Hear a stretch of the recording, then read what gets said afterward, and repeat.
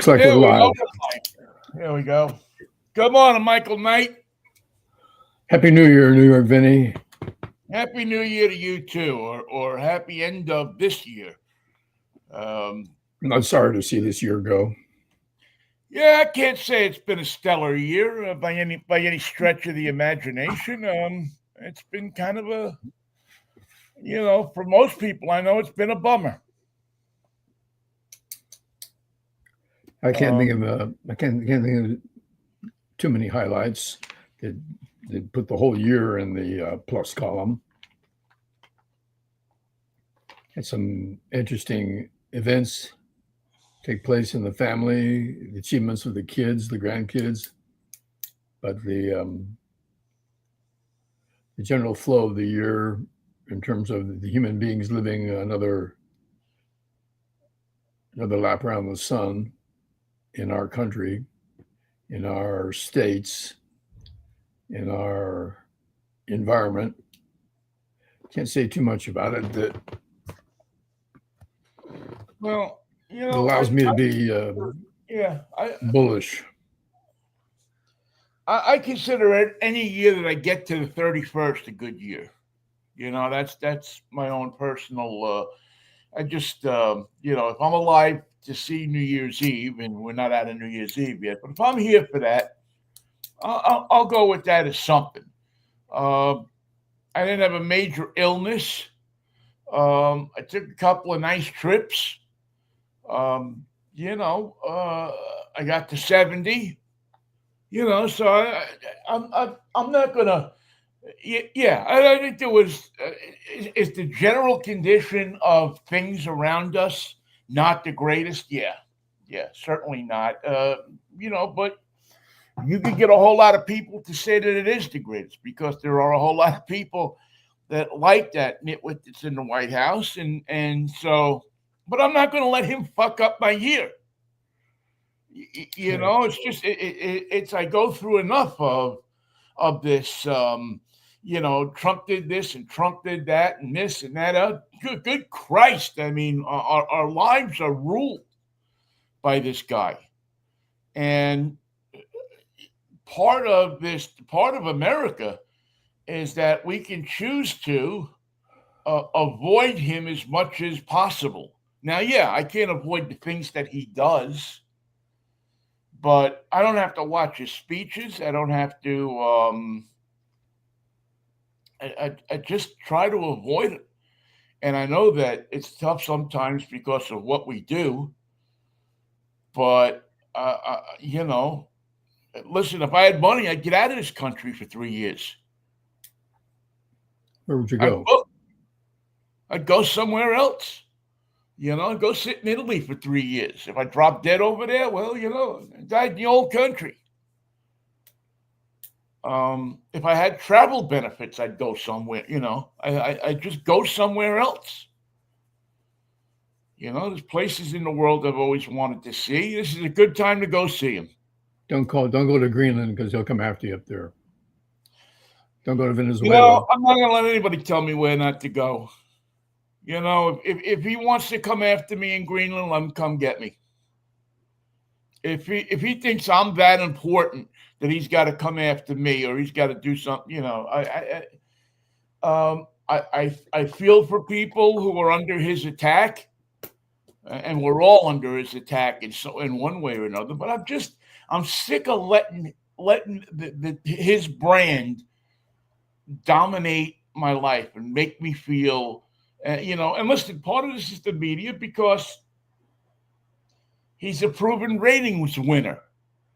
When he talks, people pay attention to it, and it turns into ratings for the networks. And he's got something shitty to say every day. I mean, there's no shortage of the.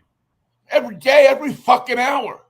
Yeah. I mean, this guy doesn't go an hour without saying something stupid.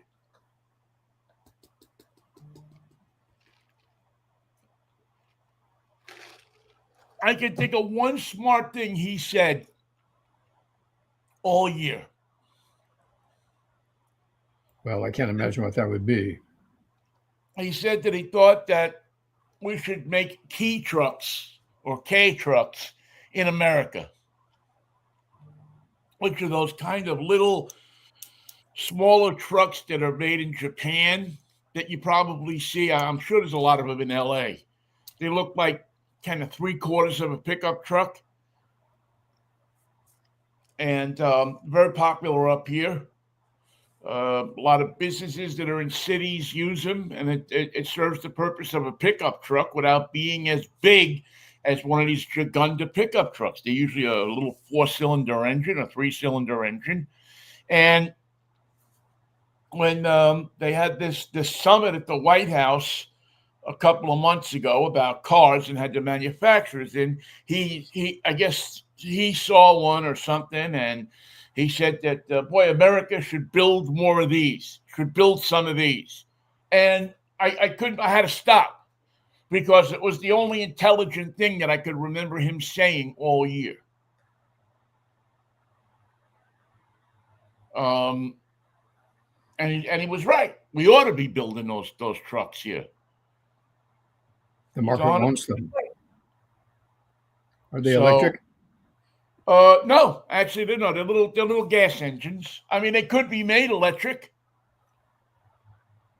There's no reason why they couldn't be made electric. The infrastructure exists for them. So yeah, but that was anything else besides that. I can't think of anything else he said, and he said absolutely more hurtful things. Well, he's good at that.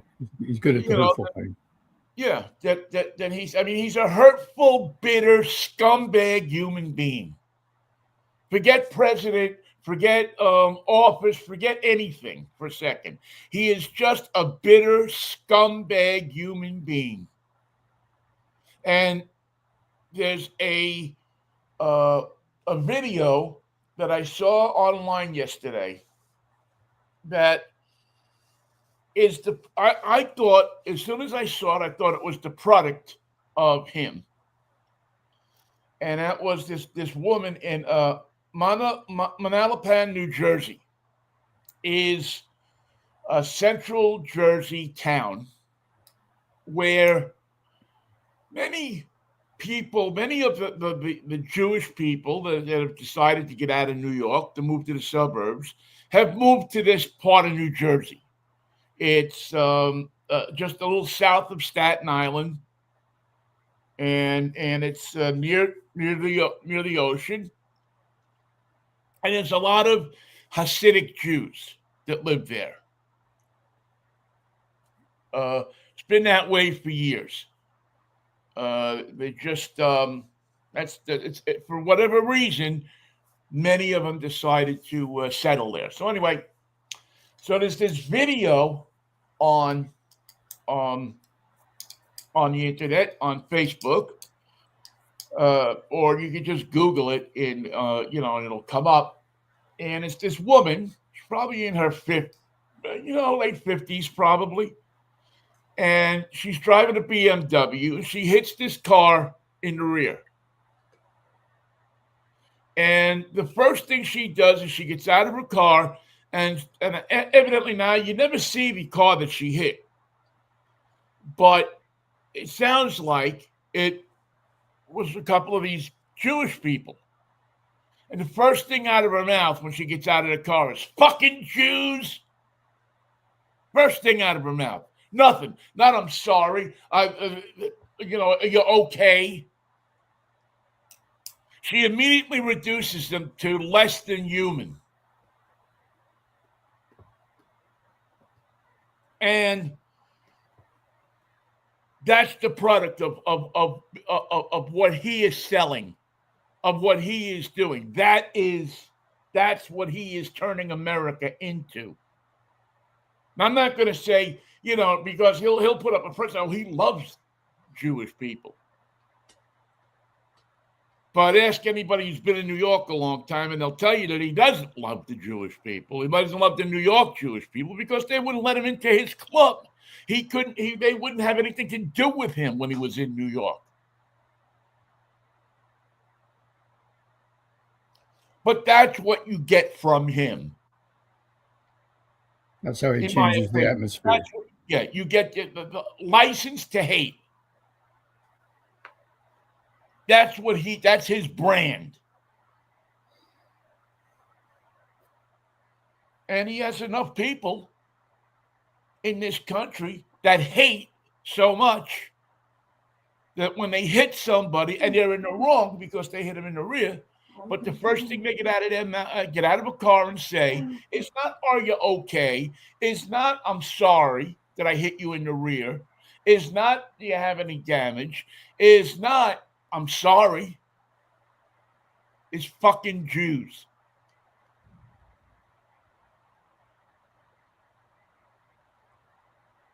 I did not see that video. I think I'll pass. Well, I don't like watching these things either, but there's something about it that makes me realize that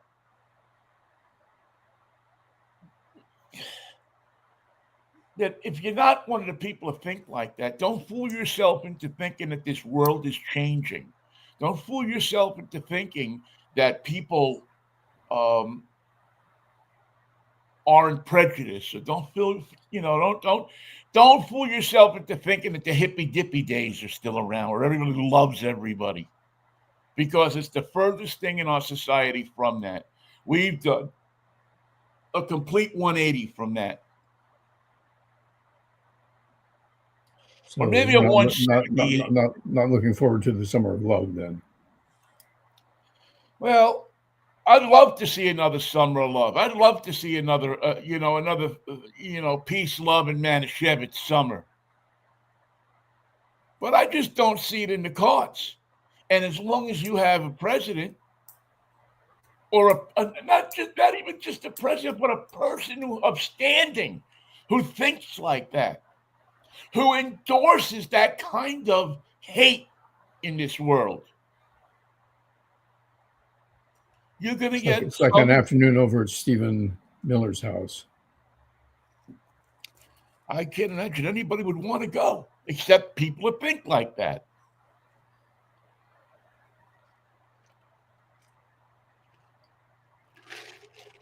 So, I mean, I don't know what the answer is, Michael. I don't know. I mean, for me, and I don't know, maybe you feel the same way. I just try to love who I can love. I try not to think like that. Uh, I try to highlight people that are the opposite of that. I try to recognize people that do good things in this world and thank them for it and endorse them and say to them, "You're doing a good thing," so that they're, because the people that do bad shit, the Donald Trumps of the world, get a lot of people who slap them on the back, and that's why they get like that. Because there's a lot of people that say, "Yeah, that's the way you're speaking for me. That's how I feel because I've been screwed in this world."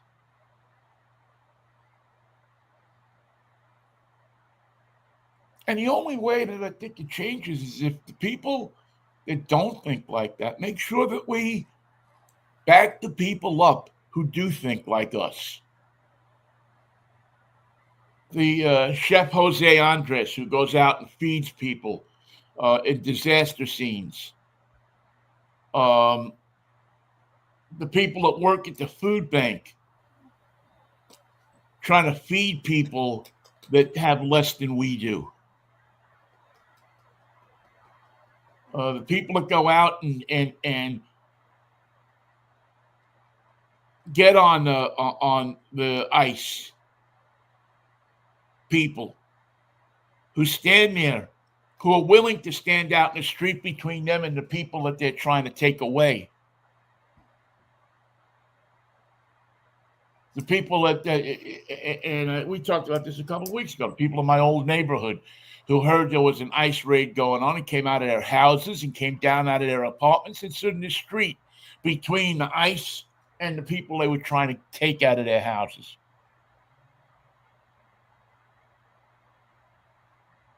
I'm not rich enough to help them financially, but I can help them morally. And when you see the lady get out of the car and holler, "fucking Jew," you can point her out. And you can show that this kind of stuff still happens every day in this country. Don't know if it'll change it, Michael. I don't know. We lost a lot, though, this year. We lost people. Like we were talking the other day, we lost some good people. Who comes to mind? Personally and professionally. We talked a lot about Howie Klein on Monday. So many people I know have written eloquently, much more eloquently than I can write about Howie, because they knew him much more intimately than I did. They worked next to him and hung out with him. It's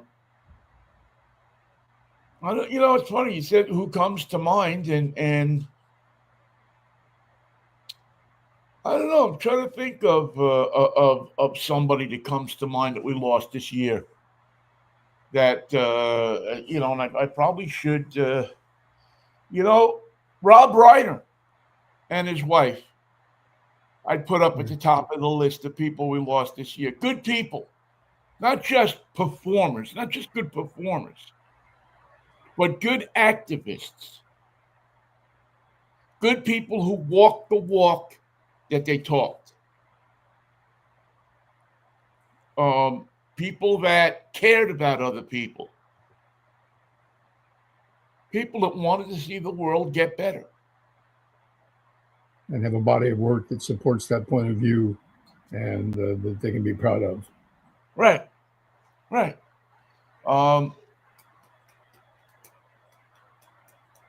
But that's probably the first two people that come to mind. And it was shocking how they were gone. But look at what they left behind. Look at the creativity. Look at the love. Look at the people that they helped along the way. I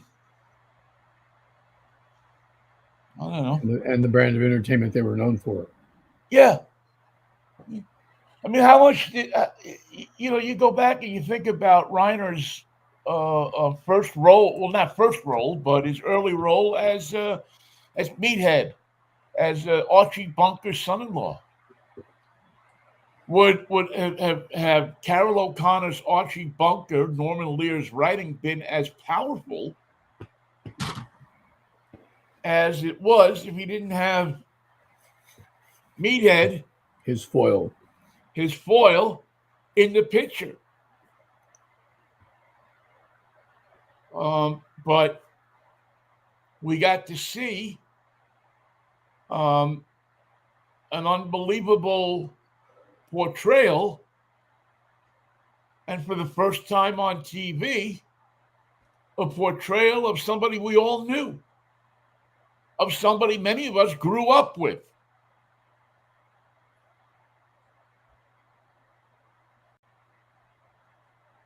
The Archie Bunker that we all know.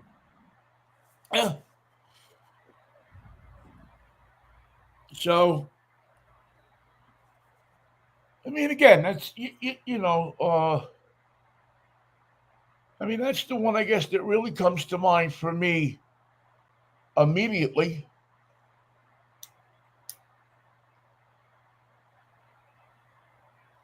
Sad that we had a loser, and also sad that, let's face it,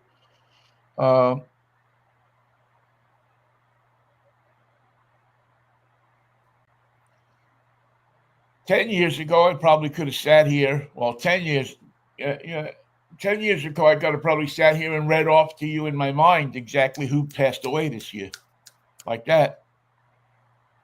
My mind doesn't go there anymore. My mind doesn't work. My memory. Well, it was a long year. You don't know what month Brian Wilson died in necessarily. You remember that this was the year that he left. He left town. He left the beach. He left Surfing USA behind. He left the 409 behind. He left Little Surfer Girl behind. And it's hard to put together a list without having him at or near the top in terms of his contribution to society. Not all roses and rainbows. He had a tough ride with his family life, his personal life, his difficulty with mental health. And yet, when it came time to write a song, all the negatives that we've discussed right there on that brief list get put aside and forgotten about for the moment. And you think of the great productivity, the creativity, the style, the elements of song that he made his own. And that's a difficult thing to do. There's only 12 notes to play with if you're a musician. How are you going to take those 12 notes and make something unique? It's not that easy. But for Brian Wilson, the sound that he could come up with was a trademark. It was known immediately by the fans, by the music lovers of America and the world. He was a stylist. He was a creator. He was a one in a million and 1 in 10 million, perhaps. The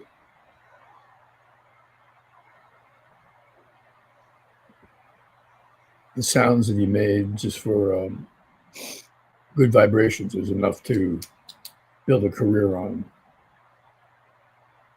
Yeah. Yeah. I mean, he was a talent that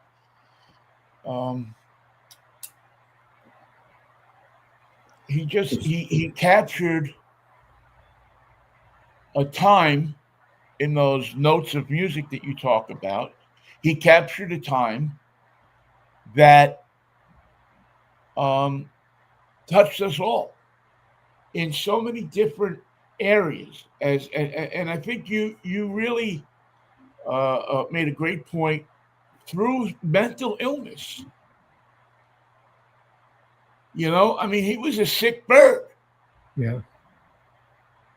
He was a sick bird, but yet through that mental illness, he never lost his attachment to his avenue to reach our souls. He never lost his way to reach us. Now, he might have gone out in some crazy paths and different, some of the stuff was a little wild, but from when we were running up and down the California coast in GTOs and Malibus to right on through to to our lives as older people and parenthood and surviving in a world that was radically changing around us. He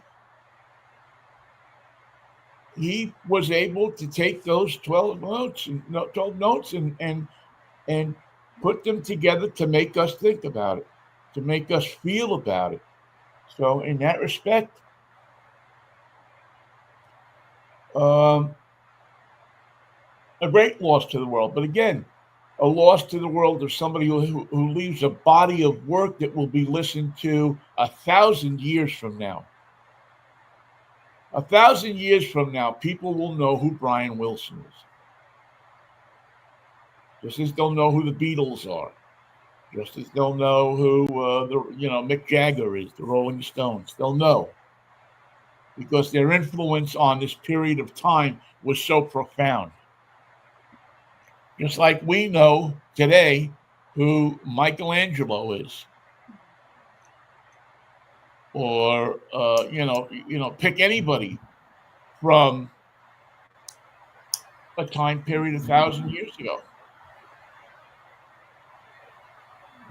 or 500 years ago. He was part of our own Renaissance. Yeah, who were at the top of their game, who influenced the world with what they did. I hope we don't lose that with computers and internet and all of the different things that are going on, artificial intelligence.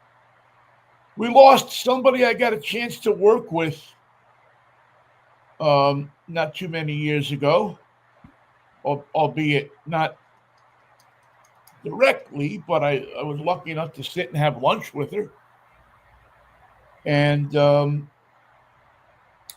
work on a movie with. That's Diane Keaton.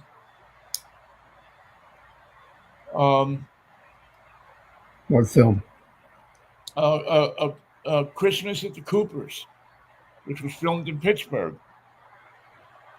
I got a chance to. I did 3 days on that film, and my car got into the film, but I didn't get into the film, which still has been a little frustrating. But you know what? It was worth it because number one, I got paid for 3 days. I got paid for my car for 3 days. And I got to sit and have lunch with Connie Corleone. Not Connie, but with Kay Corleone. For me, what the hell? But a fascinating woman, a kind woman. You could just sense it in talking to her. What did you guys have for lunch? Craft service is something. That's Hollywood, baby. I'm not sure exactly what it was. It was some kind of soup because it was cold. It was snowing. And we're in the basement of a church.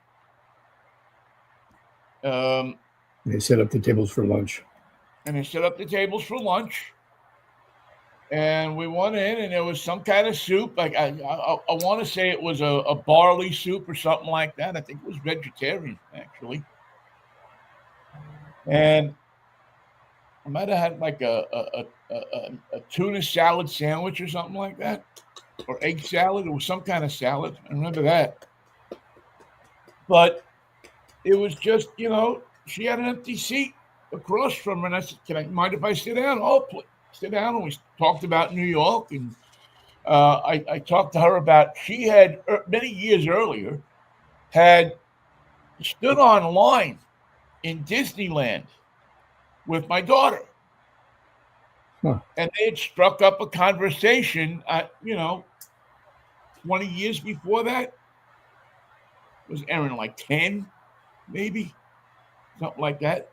And so I told her, my daughter met you years ago. You were at Disneyland. And I don't know, you probably don't remember. You probably met so many people. But she's a little girl, and you were talking to her for a while, and yada, yada. And, she said, yeah, I kind of, I remember.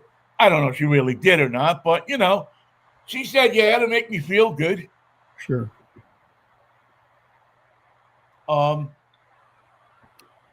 But as a force majeure in the movies, think of how many characters. Think of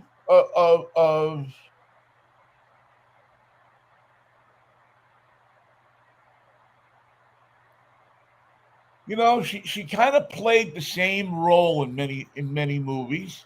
Yeah. In her later career, the character that came out of her work with Woody Allen transcended a lot of her appearances to come. Right. It and her work as Kay Corleone, Kay Adams, Kay Corleone. She nailed it. She nailed what it probably was to be a high-level mafia guy's wife. but not in the Goodfellas sense. She wasn't a girl from the neighborhood. Right. Exactly. She wasn't um, Lorraine Bracco. She didn't play that. That Goodfellas wife, or she didn't play uh, the Sharon Stone in Casino, or what's his name's Joe Pesci's wife, which were very different types of mafia wives. They're much more the pro. She didn't even play um, uh, um, Tony Soprano's wife, who kind of played a hybrid of Kay Corleone and the Lorraine Bracco mafia wife in Goodfellas. Kind of a hybrid there. But I just thought, just what a great actress and just what a nice person. Again, you never know if they're really nice people. I never talked to her dry cleaner or her delivery guy from Gristides to see how she tipped. you know. But my encounter with her was a wonderful experience. You know. Oh, another guy that was an activist that we lost was Robert Redford. Yes. Again, somebody who did so much for promoting film. And who sponsored creativity for the breakthrough film, the smaller film, the art house film with the Sundance Film Festival. Got a lot of people work, got a lot of people recognized, and found something that he could endorse and push and be proud of. And put his power behind it. Yeah, put his Put influence. his A-list status. And believe me, there was nobody more A-list than Robert Redford in Hollywood in his time. In a very different Hollywood than we know today. And also a very different Hollywood, and you can speak to this, Michael, it was when he first started. When Robert Redford first started, the studio system was still intact. It was still something. And he had to convince, through his work, the executives that he was a bankable star. He was worthy because he had tagged along with Paul Newman and others before him. And his work as a supporting actor was equal to the performance of the major name in those films. Redford did not go on anybody's coattails. He made his own reputation with his performance and his presence. Yeah. And he became a reliable. If you didn't know the movie, you could still buy a ticket to see a Robert Redford film because you knew that it was going to be worthy. It was going to be a good way to spend your time. He didn't make dogs. He didn't have too many lemons, did he? No, not at all. Which says something about his judgment in taking projects. Didn't have to be All the President's Men. It could be a Western. It could be a film about men on the edge of society enjoying their time together, but realizing that there was a dangerous edge to their lifestyle, and that brought everything into focus. didn't he do a film? It's escaping me now, but didn't he do a film about? Was it walking the Appalachian Trail? I don't know. Is it a documentary?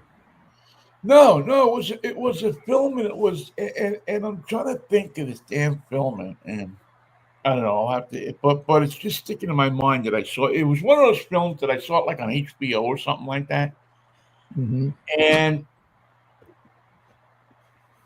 well, that long ago, maybe less than 10 years ago,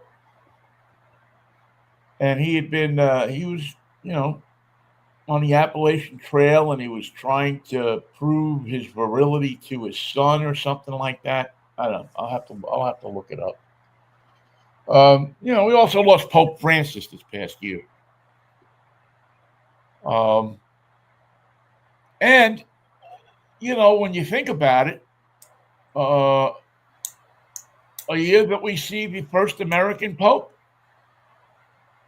Extraordinary event. Yeah, I mean, whether you're Catholic, you're not Catholic, whatever. The idea that there is an American Pope. Doesn't make any sense when you talk about it. It sounds crazy. But here we are talking about a Pope that's a White Sox fan. That's hard to believe.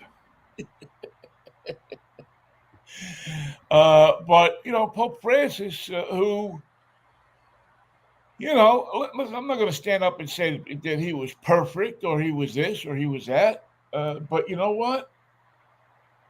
He again he moved the needle on getting an organization into a more liberal, more modern stance on things.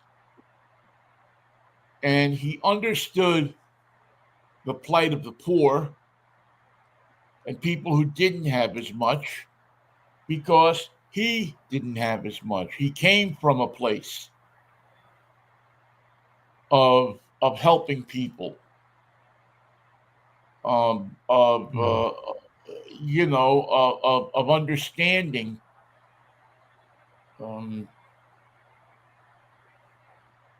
people that don't have, and very vocal is speaking up against Donald Trump, questioning whether he was a man of Jesus. A question that has been answered since Yeah, then. yeah.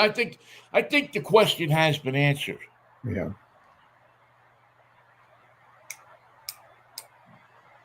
So those are just a few of the people. I wanted to mention Sly Stone for a number of reasons. I got to see him when he was coming up, when Dance to the Music and his early hits were champions of radio, where his work as a producer, a writer, and the leader of the band, with his brother, with his sister, with his multicultural presentation of his hits.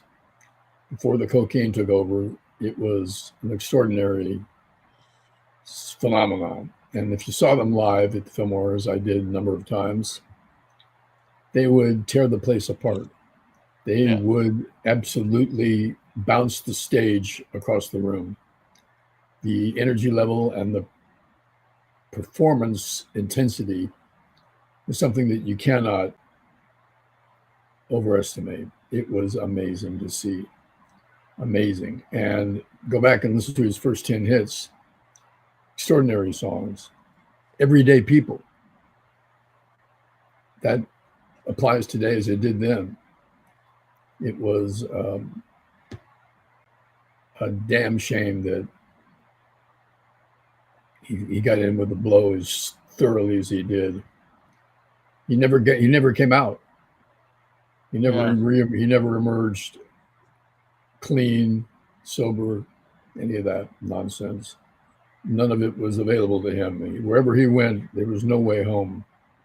And that's a sad last chapter of the story, but the first chapters, the initial, Got a the lot to initial. say. And you're so right about him blowing the house down. I mean, I remember seeing him in '69. Yeah.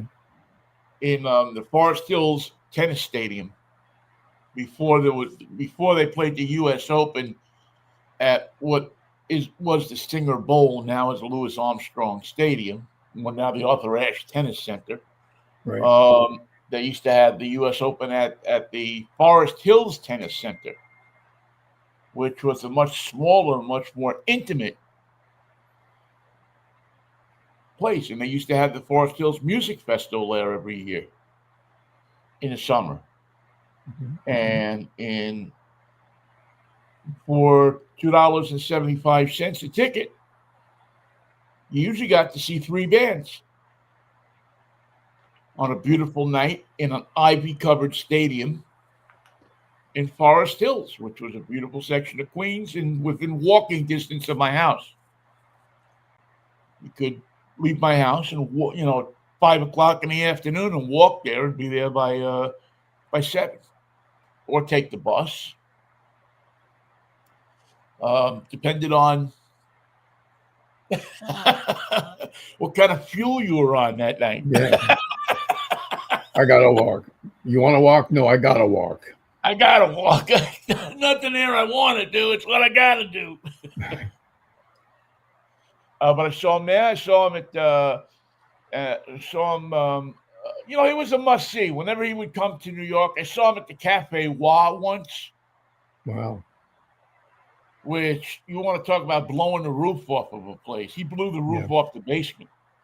I mean, they knew they could do it. They knew they could do that. They could summon that energy and will it to happen. As a matter of fact, I don't know if this is true or not. I've heard this story. I've never really found out if it was true, and I probably should check it out sometime. I'm sure with the internet now, you could probably research it. But the story just came to my mind. I don't even really think about it. But I believe, and I wasn't there for this, but the story I have heard is that Sly did not show up for a show at the Cafe Wah. And at the last minute, they had to get somebody to substitute for him. And the excuse was they were stuck on a road, yada, yada, yada. And the band that was brought in as a substitute for Sly Stone was a band called the Castiles, who I'm sure you know was fronted by some guy named Bruce Springsteen. Last minute phone call to, quick, we got to get somebody for tonight. Start making calls. Wow. No, I'd never heard that story. Yeah, I've heard that story several times from a couple of different people. So one of these days I got to, it's one of those stories you don't really think about all the time unless somebody mentions the name. But even if it's, right now it's a baseball story. Probably some modicum of truth to it. But who knows how long how it's been embellished. Maybe the Castiles were on there as the opening act or something. Some form of that. The time frame seems to fit. So if anybody knows, let us know. A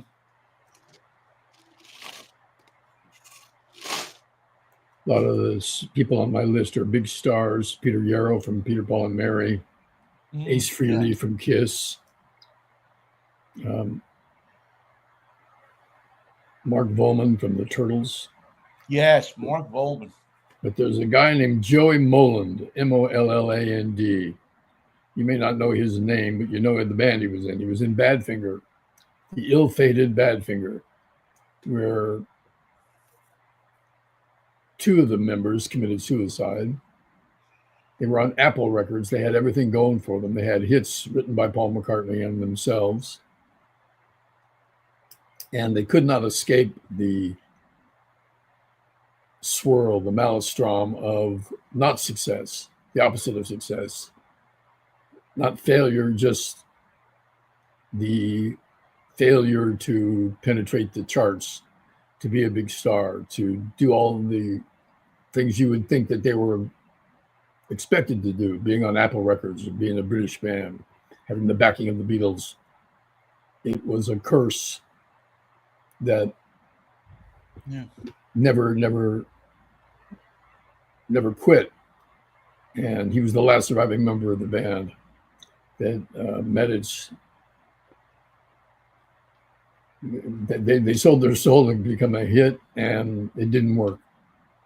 The soul was gone, but the hits did not come, and the recognition and the adulation that they deserved. They were a good band. They sounded great. Listen to Baby Blue. Fantastic. No matter song. what you are, and those were hits. I mean, yeah. But they couldn't sustain it. They couldn't keep it going. The good stuff did not come with the rest of it. It just never happened for them. It was fascinating. So it's a tale. It's a cautionary tale. Another guy whose name is right next to him was a fellow named John Lodge. You may not know John Lodge by name, but you certainly know the band he was in. He was in the Moody Blues. And for a band to have its own identity is difficult. Moody Blues did that in cups. They had their own style. They had their own sound. They had their own harmonies. They had their own use of orchestration. And Nights in White Satin was the one that kicked it off. Going Out was their first hit, but Nights in White Satin was like the peak of their influence on the rest of the music industry. And John Lodge, managed a solo career, managed a group career, managed to be part of the hits of the 70s, the great music of the golden era of rock and roll. And an unlikely candidate because the Moody Blues were not a rock and roll band. They weren't a folk band. They weren't a heavy metal band. They had their own sound and categorization. They were a different band. They were completely different, off the charts in terms of their uniqueness. So I remember him for his death this year, and I think some of the guys are still with us. Their drummer died last year before, I should say. So we're down to like one last member. Who's the guy who sang Nights in White Satin? Justin Hayward? No. Thank you. That's it, Justin Hayward. Yeah. I think he's still with us. Yeah, I believe he is. We should. I don't know about you, but in my younger days, was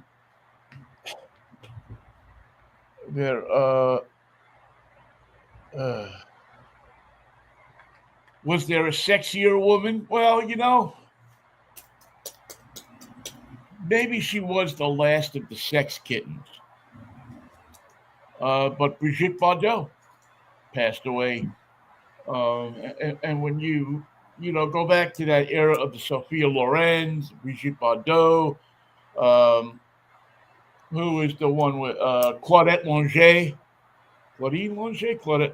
Longet. That late 50s, early 60s object. I mean, really, it's there's no other way to put it, but they were just an object of men's lust. And I'm sure many women, too. They just weren't talking about it then.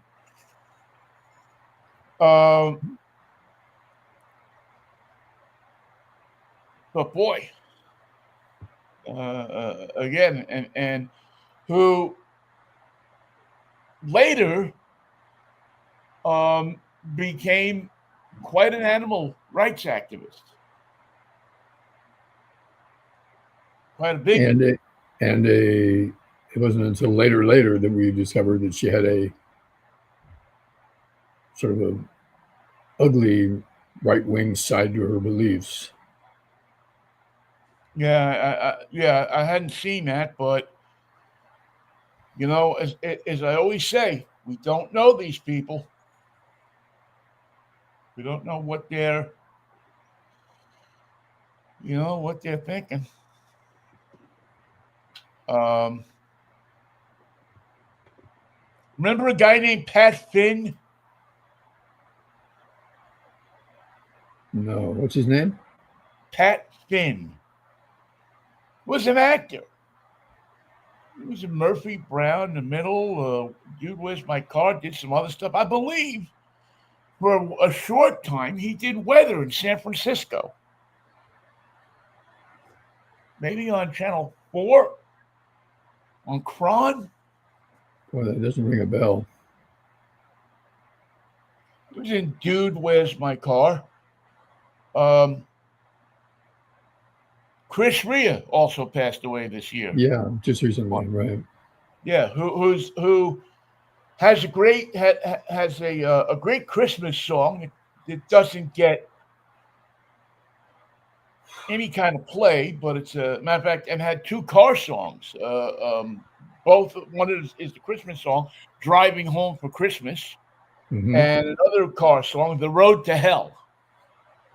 But his big hit in America was "Fool If You Think It's Over," which was a huge yacht rock hit. They call it yacht rock now, but huge AOR hit back in the 70s. Yeah, I guess it was the late 70s. He had a distinctive voice and great guitars too.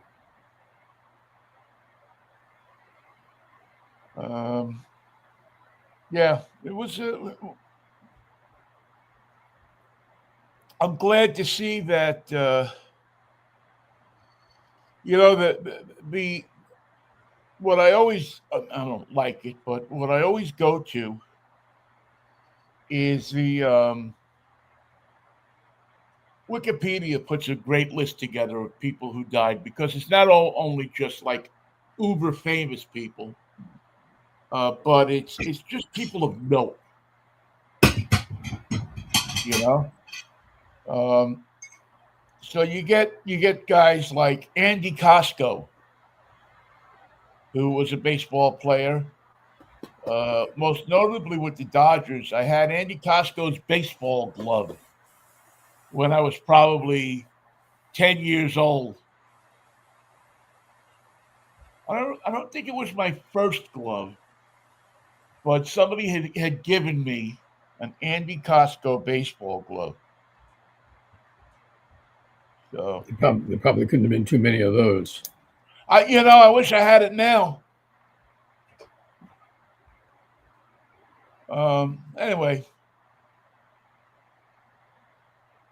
just a year. Listen, people die every year. A lot of notable people passed away, but those are just some of the people that from the racing world. Greg Biffle died in a plane crash.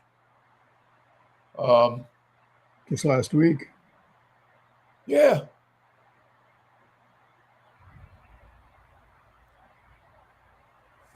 I wanted to and mention Sam Moore, Sam and Dave. right. Talk about a performer. Talk about a great sound. You can't you can't help but turn up the radio when a Sam and Dave hit comes on. They captured the fun of music, and the groove was classic Atlantic records. It was a golden age of hits and soul hits, and they were part of it, even though they didn't get along that well later in life. Always loved I Thank You. Yeah, It just had a back and forth to it. Didn't have to love me like you did, but you did, and you did. And I thank you. And a little organ riff in there.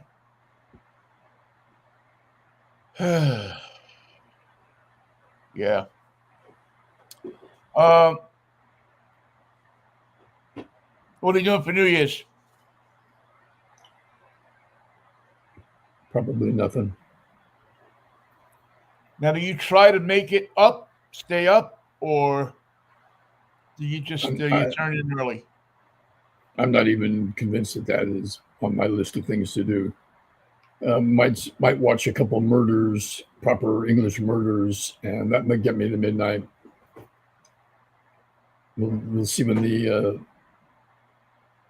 fireworks start going off in town, because the next big day is the parade. Pasadena has a little parade that you may have heard of, Yeah, I and hear the people turn up. Now there are a ton of people. Uh, I'm gonna camp down on the parade already, right? Don't they put their tree out there on New Year's well, Eve? this is going to be a little different because it's supposed to pour, and that's Ah, going to prevent the campers from establishing their beachhead. But yes, the traditions were camp out, get your spot on the sidewalk, and throw tortillas. That was the considered to be a harmless missile that could be sailed through the air. If you get your tortillas flying just right, it'll come in like a frisbee.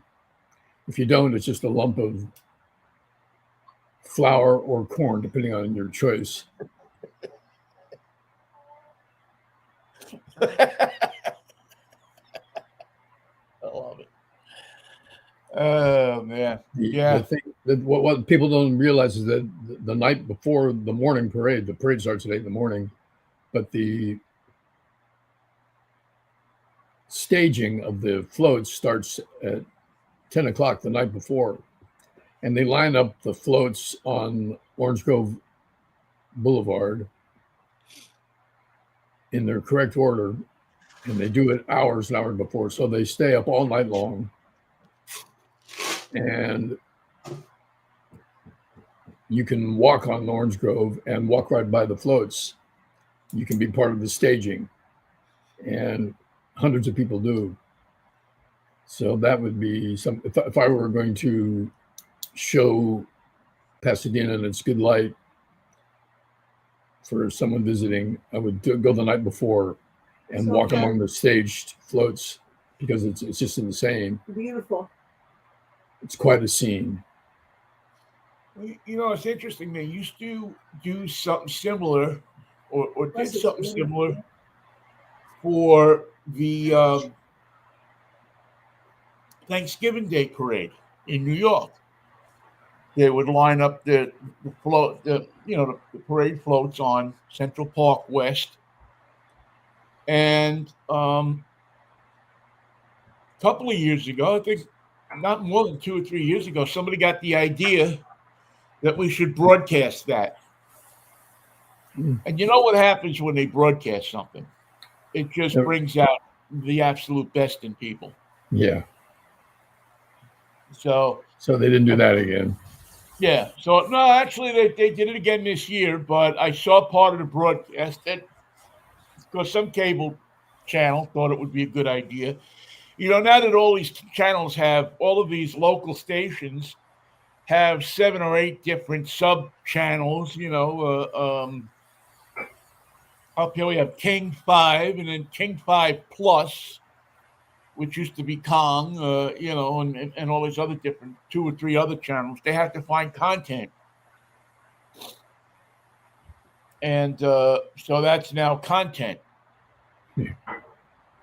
Consider this content. So they find 2 YouTubers to stand out there and describe what's going on and show the turn what used to be a nice pleasant stroll along Central Park West to watch the people blow up the balloons. Now it's turned into people coming over from different states and everything, and just turn it into an event. So nothing's sacred. Nothing's sacred anymore. Let me take one look at my list to see if there's anybody important. I left out Steve Cropper and Garth Hudson. Steve Copperfield, guitarist for Booker T and the MGs. Garth Hudson, the keyboard player for the band. Joe Ely, too. Joe Ely, the great country Tex-Mex star. Guitarist, passed Parkinson's disease. Rick Davies from Supertramp. Terry Reid, the great Leather Lungs. And Bobby Whitlock, the harmony singer and contributor to Derek and the Dominoes. What else do we have? Tom Lehrer, the great satirist. I don't know if he's a musician or a comedian. Mick Ralphs, the power chord king of Bad Company and Mott the Hoople. He wrote some of the hits that Bad Company had. He wrote them while he was still in Mott the Hoople, but they couldn't sing them. So he just kept them in a drawer when Paul Rogers could sing anything. And when they put together Bad Company, I Can't Get Enough of Your Love suddenly came out of the drawer and became a monster hit. Nick Ralphs. Rick Derringer, Bobby Sherman. Yeah, Bobby Sherman. My sister went through a week of mourning. You know who else passed away this year? And I had heard about it. You know what? I don't think we mentioned it when it actually happened. But Mae Britt passed away at 91 years old. And does her name ring a bell? Married to Sammy Davis Jr. Married to Sammy Davis Jr. from 1960 to 68, something like that. Caused an uproar in the 60s because Sammy married a white woman. Swedish white, about as white as you can get. Yeah, it was a I don't want to say a scandal, but I hate saying it was a scandal, but it was a scandal in those days. It was beyond belief for some housewives in Schenectady. Yeah. Oh, yeah. Or in Northern California, or in Idaho, or Hayward, California. In Hayward, yeah, many places. Redding, And another female on that list who outraged America and society in general, Marianne Faithfull, who had a career as a singer and as a drug addict, and later as someone who recovered from both. Came back with the final albums of her career with a different voice and a different approach. And Lonnie Anderson passed away this year too, right? Yes. Yeah, Lonnie Anderson.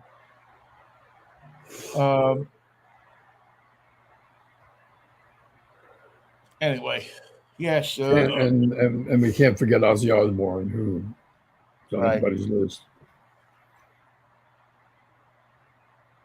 And one of the best drummers of the 70s and 80s, Clem Burke, who was in Blondie. Great drummer.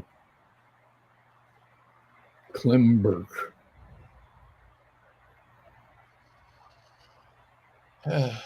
Jesse Colin Young. Can't forget our Bay Area singer. Yeah, I just heard get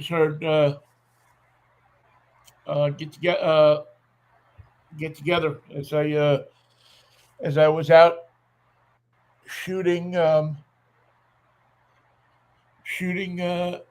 car of the week this morning. And maybe the guy who passed away, maybe the best name of everybody who passed away this year. At 96 years old, Swiss property dealer and football club president of FC Zurich, Sven Hotz.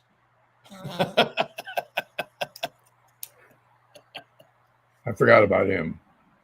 Sven Hotz. I mean, if you go through life with a name like Sven Hotz, God bless you, man. Once you get out of school, Made it to 96. He got 96 years out of that name. Good effort, Sven. You're in a bar, you meet somebody, and so she smiles and says, "All right, well, Sven, what's your last name?" And he goes, "Hots." And she gets up. Right out of the bar. Got to take the good with the bad. Well, we got Miami and Ohio State later today. I'm putting my emotional support behind University of Miami, of course, and beating the Ohio State University would be too tasty.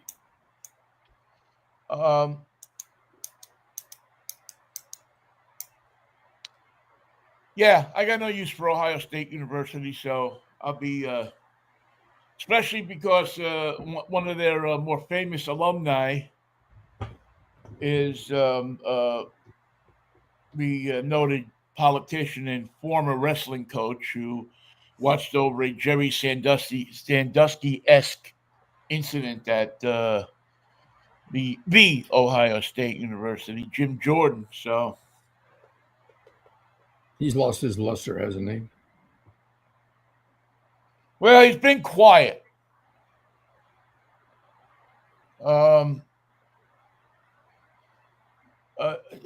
Two other, I just wanted to, because we were talking about music before we go. I can't believe I didn't mention this. But Jerry Castanets of the Castanets, who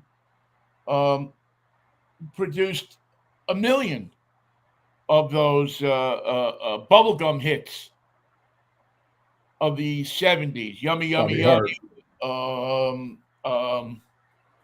Little bit of soul. Simon Says. Put your hand on your head. Simple Simon Says. And they had their own thing. They were part of the White Whale, I believe. Stable of artists who got screwed. And you mentioned Mark Volman before, and Mark Volman and his partner, his longtime friend and business partner, Howard Kalin, have millions of stories to tell about the fine folks at White Whale Records, who, along with many record people, never met an artist that they didn't like to screw. Bigger the hit, the bigger the opportunity. Yeah. We talked about Howie Klein, and I just wanted to go back to him for a second, because one of the things that people don't know about Howie Klein, you probably wouldn't know this if you were not involved in the music business, is the way he stood up for artists. In his, Howie was a record company executive, but he certainly, and when I talked about Howie, I said, he was, loved by many, not loved by a lot. Most of the people that didn't like him were music executives, because Howie would argue endlessly for artists' rights and a fair deal for the artists, of which record company executives were not really used to doing. Not committed to it. Not committed to it at all. And Howie was one of those people who realized that to keep the endless well of talent going, that there had to be an equity. There had to be a fairness to it. And Howie fought for that fairness. With 415 and also Sire and Reprise. Although Reprise was a bit of a different story, because they were owned by, in their early days, owned by Sinatra, and they were born of the artist not getting a fair deal from Capitol Records. Right. God bless you. There's another one for you. God bless you. And we'll close it out, Mikey, with Rory McLeod. from Roomful of Blues, who was killed in a car accident earlier this year. Was their bass player for many years. And I forget where he passed away, but I remember hearing that too. So that's a little bit of a mention of names, a roll call of many people who passed away this year. And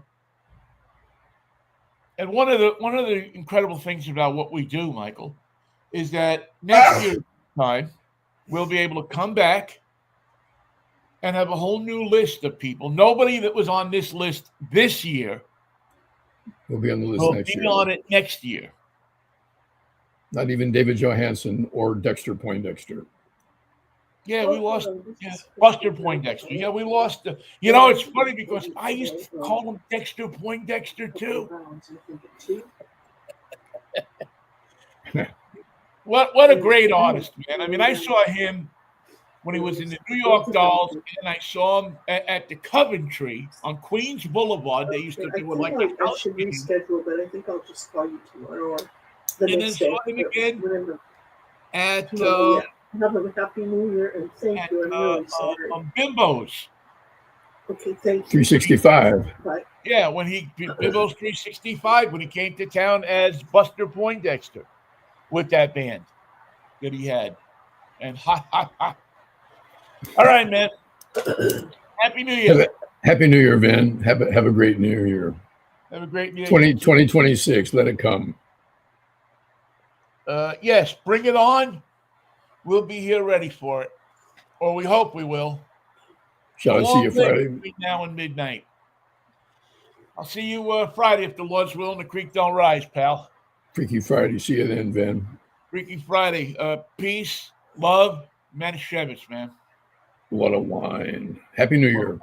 Happy New Year, Michael. Happy New Year, everybody. See you on Friday. Take care.